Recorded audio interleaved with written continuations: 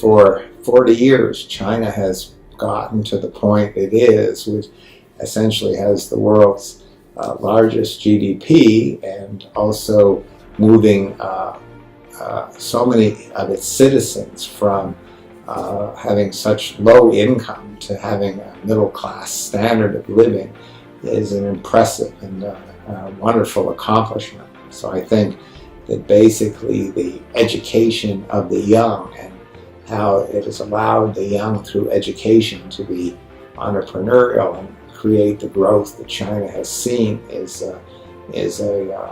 something that should be emulated by many other countries. And so I congratulate China for what it has done. And so, it's the first stage, and the second stage is coming in the next 20 or so years, and where China will continue to evolve, and China will continue to have a strengthening middle class and opportunities for all. And one of the interesting thing is through education, through an ability to educate, that allows the population, those whose parents haven't had great success, but allows them to achieve and to be able to grow in society. Since China's opened up the opportunities to markets to flourish in a more productive way, I think the development and advancement in China has been quite remarkable.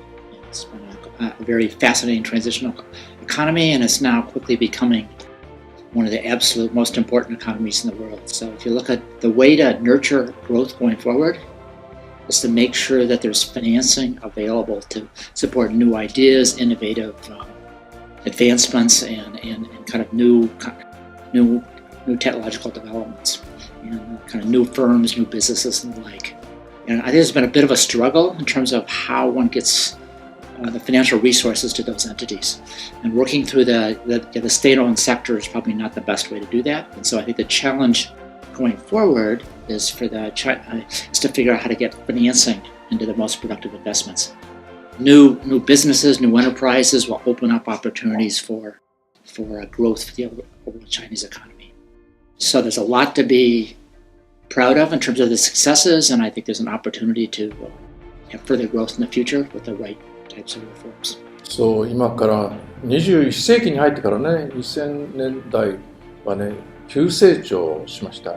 人口も大きいし、大国ですよ。そういう大国がね、こんなに急成長するということは、これは奇跡的なことだというふうに私は思います。で、それもね、結構質も高いんですよね。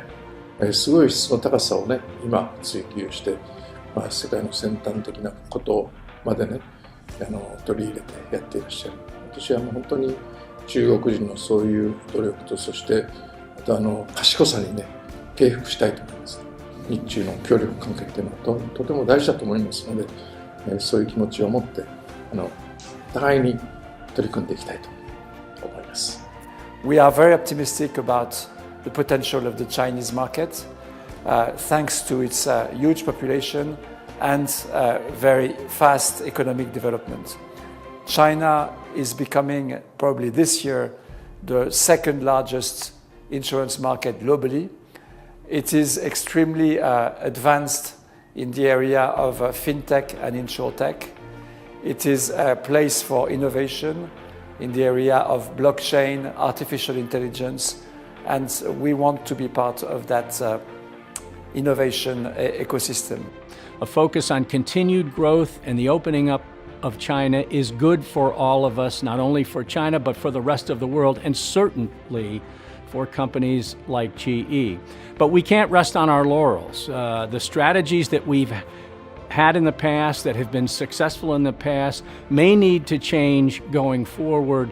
And that's why it's really important for us to be connected with highly respected institutions like Peking University and the Guanghua School of Management, because we know how important the role is that you play in China's present and future.